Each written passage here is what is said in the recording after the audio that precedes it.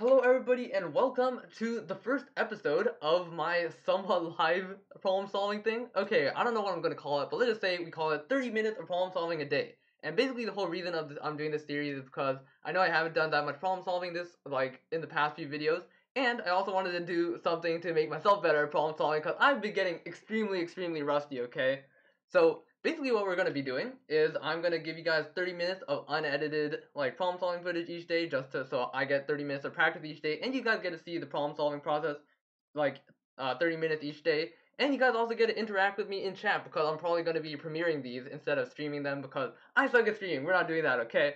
But all you guys get to do is watch me problem solve, give me suggestions if you guys want in the chat or in the comments, and we'll just go from there and we'll do as much cool stuff as we can. Also, let me know if you guys have any suggestions for normal videos too. I would appreciate that. So let's just get started and we'll see how it goes. Okay, problem number 1. A cell phone plan costs $20 each month plus 5 cents per text message sent plus 10 cents for each minute used over 30 hours. Okay, I forgot to say, but we are going to be doing the 2011 AMC 12A problems. Okay, let's do it. So, in January, she sent 100 text messages, so it's probably like 20 plus 100 times 0.05 plus, and then it says she talked for 30.5 hours, so that's 30 minutes over 30 hours times 0.1. Okay, so then it's just 20 plus 5 plus 3 is equal to 28. Wow, D. That was hard. Okay, epic. We did not miss number 1. That is a start. Okay, number 2. There are 5 coins placed flat on a table according to the figure. What is the order of the coins from top to bottom? What? Okay. Am I trolling? Okay, C, E, D, A, B. What? Okay, C, E, D, which one is that? Okay, that one's E. Nice. Dang, this is a 12A? Seriously? Okay. By careful inspection and common sense, I appreciate that solution. Holy moly. Problem number 3. A small bottle of shampoo can hold 35 milliliters of shampoo, whereas a large bottle can hold 500 milliliters of shampoo. Okay. Jasmine wants to buy the minimum number of small bottles necessary to completely fill a large bottle. Okay. So it's just dividing. Okay, whatever. 40. Okay, 30. Okay, we could just see it's like 100 over 7, which is approximately what? 12, 13, 13, 14. So you need at least 14 times 5, or wait, what? No. Yeah, you need at least 14, right? Because 7 times 14 is, no, I'm stupid, okay. 7 times 14 is 98, and then you need 15, okay. So, answer is E. Epic. At an elementary school, the students in 3rd grade, 4th grade, and 5th grade run an average of 12, 15, and 10 minutes per day respectively. There are twice as many 3rd graders as 4th graders, and twice as many 4th graders as 5th graders. What is the average number of minutes run per day by these students? Okay, so there are twice as many. Okay, so yeah, this is just like a weighted average, right? So it's like 2 times 12 plus, oh, okay, so I guess there's twice as many 4th graders as 5th graders, so there's 4 times as many 3rd graders as 5th graders, so we do 4 times 12 plus 2 times 15 plus 10 over 7. And that should give us 48 plus 30 plus 10 is 96 over 7. Wait, no, that how did they get a 96? Pretend that didn't happen. 88 over 7. Okay, and that is C. Epic. Okay. Number 5. Last summer, 30% of the birds living on Town Lake were geese, okay. 25% were swans, 10% were herons, and 35% were ducks. What percent of the birds that were not swans were geese? Okay, so did these sum to 100? I'm assuming they better, otherwise I'll be very sad. Okay, they do. So 75% are not swans, and then you want 35%, no wait, what? 30%, yeah, so 30 over 75 is just like 6 over 15, which is 2 over 5, which is 40%. Okay, epic. C. Nice. Okay, problem number 6. The players on a basketball team made some 3-point shots, some 2-point shots, and some 1.3 free throws. Okay, they scored as many points with 2-point shots as with 3-point shots. Okay, Their number of successful free throws was one more than their number of successful 2-point shots. The team's total score was 61 points. How many free throws did they make? Okay. So, let's just say they had like X 2-point shots and X plus 1 free throws.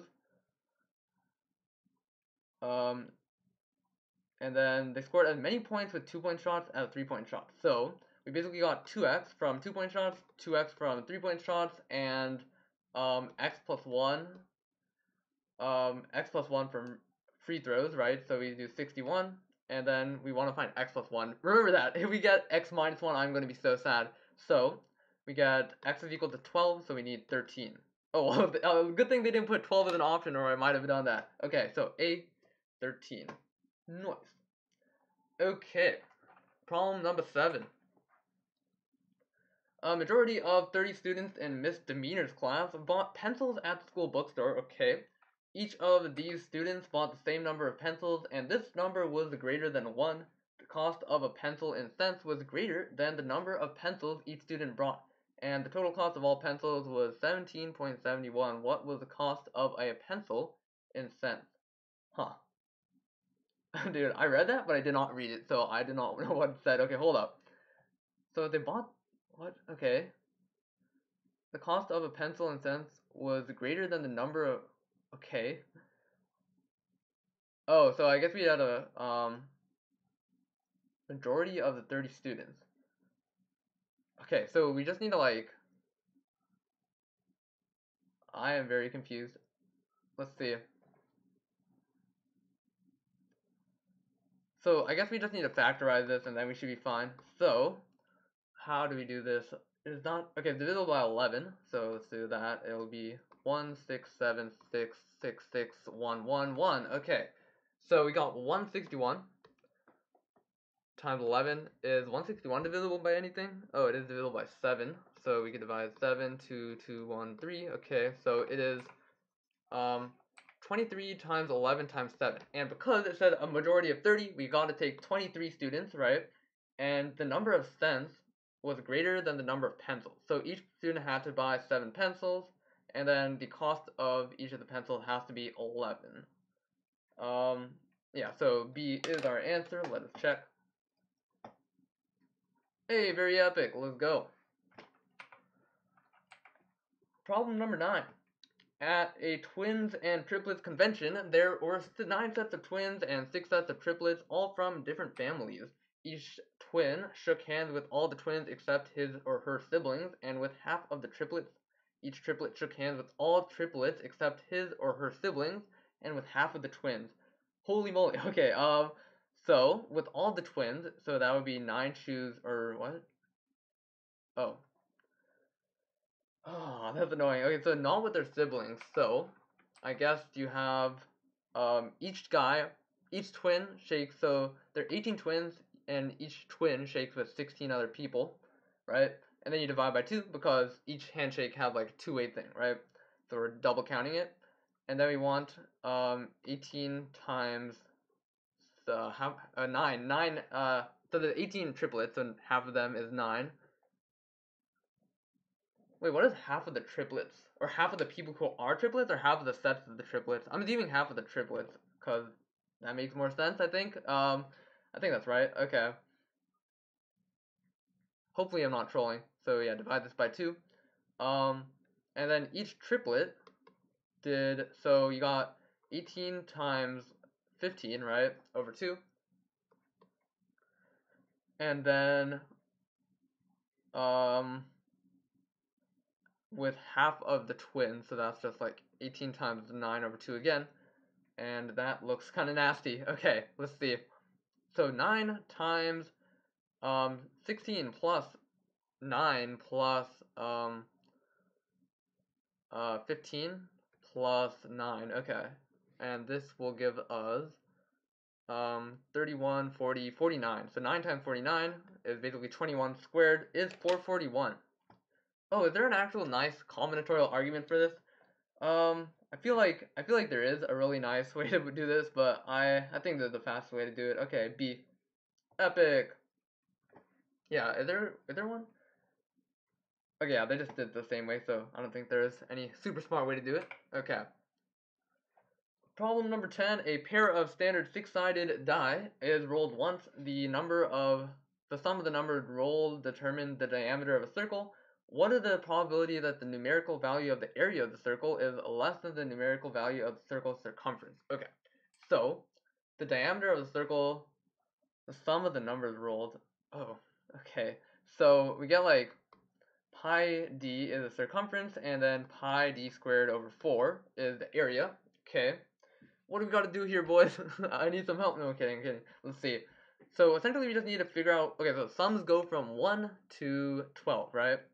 And we basically want to find which one of these sums result in this being satisfied. So numerical value is less than the circumference. So once you get too big, it's obviously going to be greater than it. So when is it equal? It's equal when you have d is equal to 4, right? So when you have d equals 5, right, then you get 5d and 25d over 4, and clearly the circumference is now bigger. Wait, sorry, the area is now the area is clearly bigger, right? So essentially this only works if you do 1, 2, or 3. Okay. So the probability of doing a 1 is 1 over 36. Oh shoot, that's not even an option, dude. Bruh. Okay, so we got like 2, 3, 4, right? So I guess the 2, 3, 4. What what am I thinking? Yeah, okay, so you essentially need only 2 and 3 work then. So the probability of getting a 2 is 1 over 36, and the probability of getting a 3 is going to be 2 over 36, because you get 2, 1, or 1, 2. So yeah, 2 over 36, which is equal to 1 over 12. Nice. B. Please don't tell me I'm trolling. Am I trolling? I just want to make sure I'm not trolling. Okay, I don't think I'm trolling. Yep, I'm not trolling. Okay. I thought 2 over 36. I'm like, shoot, we trolled. But I think we're good, okay? We are not trolling.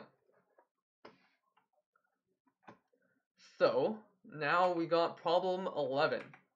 Circles A, B, and C have radius 1. Very epic. A and B share 1 point. Oops, that's not 1 point of tangency, boys. Okay. So you got 1. Got 1. That is to scale. And then, okay, so you have a midpoint. Okay, so like that. Okay. Vary to scale. What is the area inside circle C but outside of A and B? Okay, so this doesn't seem too bad, right? Yeah, I don't think it's too bad. So got like 1 over there, and essentially, well, I guess these are like squares, right? So essentially, we could like find the area of these squares, subtract out these things, and then add the half circle there. So the half circle is just pi over 2 area, right? And then the squares are each one area, right? Yeah, so plus 1, and then you subtract out the quarter circles, which essentially total to pi over 2, right? So that should just be, oh, literally just the area of the squares. But yeah, that's kind of smart. Yeah, you didn't even, like, you could just see that this cancels out with that. Alright, so our answer is just 2C. Very nice. Dang, we're actually going through this pretty fast. It's only been like 10 minutes, and we are on number 12. Very nice. I appreciate that. Okay. A powerboat and a raft both left dock A on a river and headed downstream. Okay. The raft drifted at a speed of the river current. The powerboat maintained a constant speed with respect to the river. The powerboat, okay, reached dock B downriver, then immediately turned and traveled back upriver. Okay. Oh, these questions. This is a physics question. Come on, man. I didn't want to do it on AMC. Let's see. So, how many hours did it take the powerboat to go from A to B? That is a very good question. So, essentially, okay, you know what? Let's just say we got speed of river is R, speed of powerboat is P. So, essentially, we got like your distance over R plus P, and then once it meets it 9 hours after. Let's see. So this is basically the time it takes, right, to get to A plus A to B, right? So, okay, well, essentially, on the way there, right? On the way there, the relative speed of the raft and the boat is like p, right? Like, this is the difference in their speeds, right? And then on the way back, their relative speeds is like 2r plus p, right? Oh, okay, so essentially we got like 9r, right? 9r um, plus like what? 9 minus d over r plus p. So that's basically how long the thing was going back, right? Times 2r plus, no, times r plus p,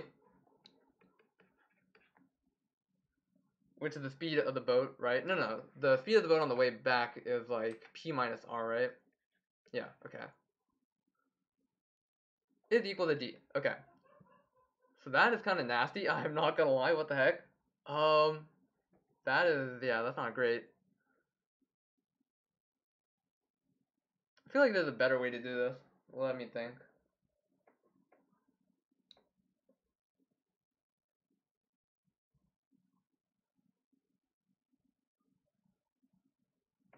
Is there a better way to do this? Ah. um. Well, okay. I don't know. Let's think.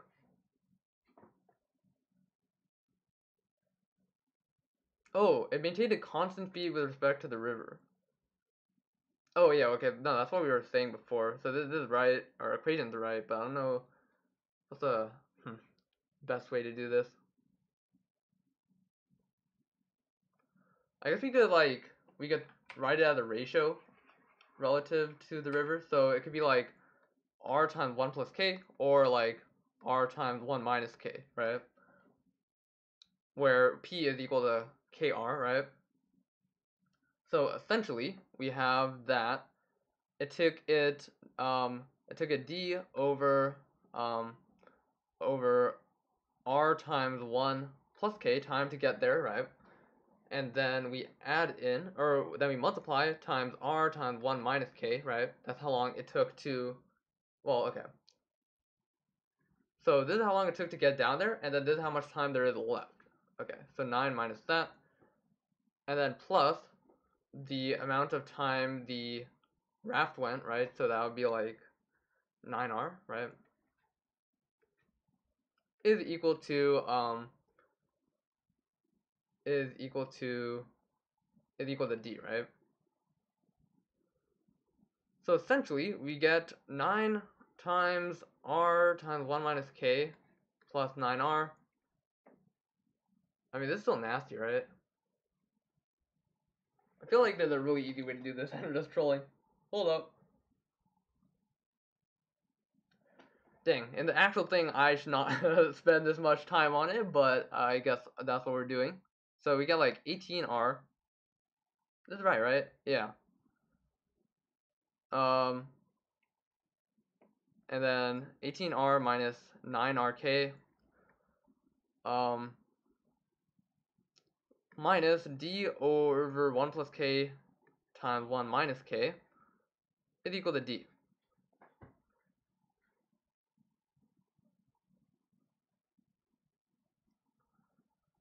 Okay, can we simplify this maybe? So we get like 18r plus 18rk minus 9rk, so that's just plus, wait, no. Huh, that's so nasty, dude, wait. There's gotta be a nicer way to do this, I swear. Am I really trolling that hard? Okay, so essentially, we got this distance is d, right? And essentially, we want to go down this way for, okay, so you got your raft going this way, and then this goes r plus p this way, right? And then on the way back, it goes p minus r. Okay. And essentially, we want it to take 9 hours for this whole thing to happen. Oh, maybe if we put it like 9 is equal to, and now we do it, that should be better. Okay.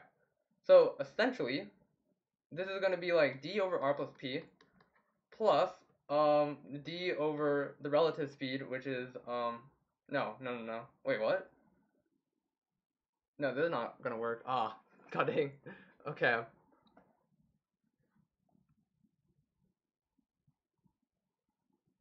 Well, I guess it's d minus 9r over... Okay, I guess we just had to solve this equation somehow. Or maybe... Oh, okay. What happens if we, like... Huh. I feel like if we put the thing we want to solve for as an actual variable, then it'd be a lot better. Huh. Okay, so we're gonna say p is equal to d over like t, right? Okay. Then essentially we get that 9 minus 9 minus t times r is plus d over t minus r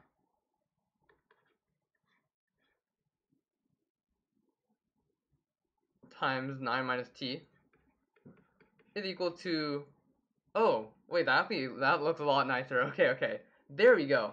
So essentially the r's cancel out and we get d over t times 9 minus t is equal to d, right? And then this cancels out too. Oh, that's so much nicer. Okay, so basically you get 9 minus t is equal to t. And then that just gives you t is equal to 9 over 2, which is equal to 4.5. Oh, I don't know why that took me so long. That should not have happened, but D is our answer. Let's go. Oh my god, why did I not? Yeah, I should have just written it in terms of the time, like first off, but I guess that works too. Okay. Problem number 13. How much time have we spent? Let's see.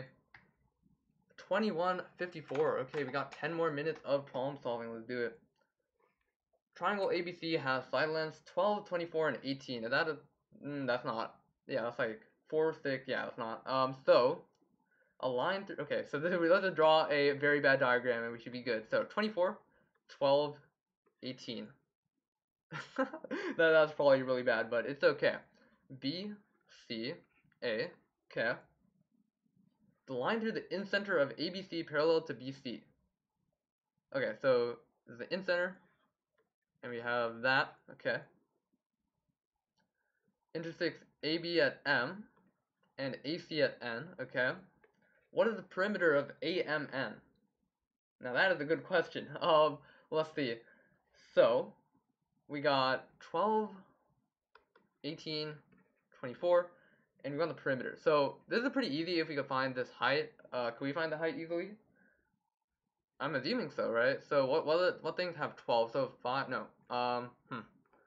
Actually, 12 is not really a good Pythagorean triple kind of thing, right?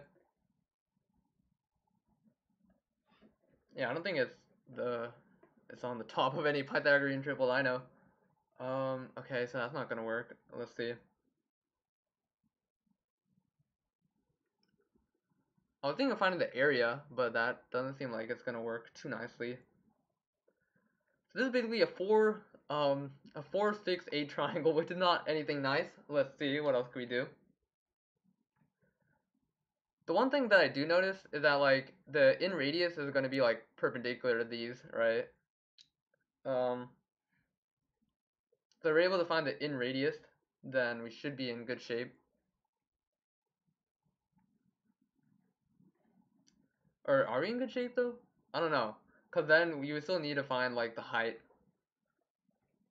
Actually, wait, okay, I think this is easy with herons, right?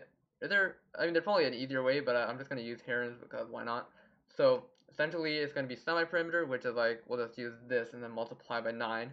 So, essentially, you get, what do you get? You get 10, 8, so 9 times 5 times 3 times 1. That gives you 3 root 15 as your area. That's not that nice. I think it's fine, though. So if you have that as your area, then you basically want your height to be 1/4. Really? Oh wait, we had to multiply by 9. Remember that. 27 root 15. So I guess this is just gonna be 9 over 4, right? 9 over 4 root 15, and then our in radius is ABC or RS, okay, so RS is equal to the area, so our semi-perimeter is just like 9 times 3 is 27. So our in radius is just root 15, right? So this whole thing is 9 over 4, this is 1. So this is, this is 1, right? So that means the remainder is 5 over 4. So 5/9. So essentially this part is all 5/9 of the bigger triangle. So we essentially take the overall perimeter, which is 30 plus 24 is 54, and then we multiply by 5 over 9 to get our answer is 30. Let's go.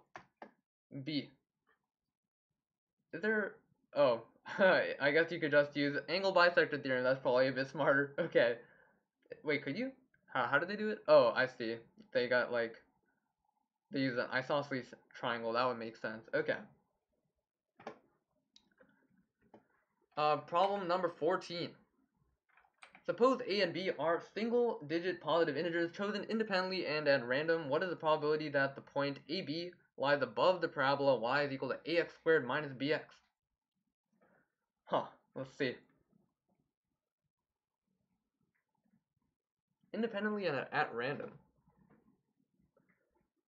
Okay, so the parabola is x times ax minus b, right? So essentially it's a parabola with roots 0 and what? Ax minus b is b over a. So you got b over a somewhere, and essentially like that. And you basically want point A comma B to lie above that. Wait, what? Okay, let's just try plugging that in, right? So essentially you want B to be greater than A cubed minus BA, right?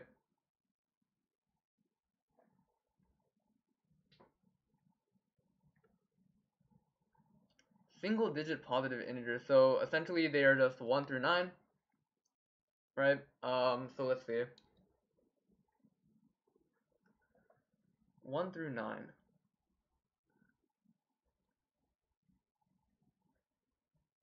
Okay, let's just say A is equal to 1. We could just see if we can find a pattern. Then 2B is greater than 1, right?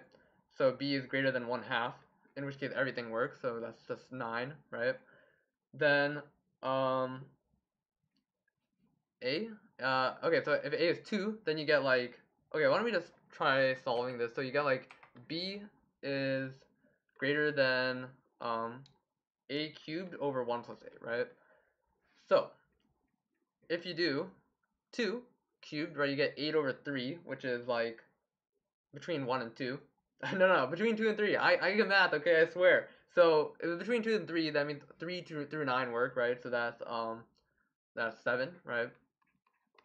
Then you get 3. That's like 27 over 4. What is that? 27 over 4 is like 24, right? So 7 through 9 is 3. And then you get 5 or 4. You get 64 over 5. And that is over 10. So I think we are good there. So we did 5, right? 25 over 6. Oh wait, what am I doing? No, we did 3. So we were at 3, and that gives us 27 over 4, which is, yeah, that gives us that. Then we want 4 is 64 over 5. Yeah, so that doesn't work. Okay. So our answer is just 16 plus 3, which is 19, over 81, which gives us E. Alright. Nice. Okay, 15. The circular base of a hemisphere of radius 2 rests on the base of a square pyramid of height 6. Okay. The hemisphere is tangent to the 4 other faces of the pyramid. What is the edge length of the base of the pyramid? Okay. So this shouldn't be too bad. I like geometry. Geometry is epic. I know everybody's going to roast me for saying that, but it's okay. Geometry is epic. The circular base of a hemisphere of radius 2. Okay, so like that. On the base of a square pyramid with height 6. Okay. And then height 6. Beautiful pyramids drawing skills. Let's go. Okay. Height 6. Alright. And it's tangent to the 4 other faces. Okay, so I guess just doing a cross section probably makes the most sense. So, you basically have edge length to the base, so it's like this, right? Yeah, okay. So this is 6, right? This is 2. Then what? Well, I mean, there's a bunch of similar triangles, so it shouldn't be too hard. So this side length is going to be 36 minus 4 is root 32. And then there's just a similar triangle, so we do like 2 over root 32 times 6 times 2, I guess. And that should give us our answer. There's like 4 root 2, right? So that gives us 6 over root 2, which is just 3 root 2. And then you multiply that by 2. No, that's not right. What? Oh, wait, 3 root 2 is literally right there. And I already multiplied by 2. So our answer is just A. Epic. What time is it? Okay, we are at 30 minutes. Dang, that was fun actually. So, as I said before, like the reason why I'm doing this kind of videos is because I don't want to get rusty, and these are really good brain teasers. I want to stay in shape. You know what I'm saying? Not just like physical shape. No, I'm kidding. I'm not in physical shape either. But you know what I'm saying? Come on. But anyways, I hope it was fun. I hope if you guys like enjoy this kind of thing, just let me know in the comments. It's kind of weird having to do this live kind of. I'm not gonna edit this probably, so that was kind of epic though. But anyways, if you guys enjoyed the video, leave a like and subscribe for more. Thank you guys for watching again, and see you guys next time.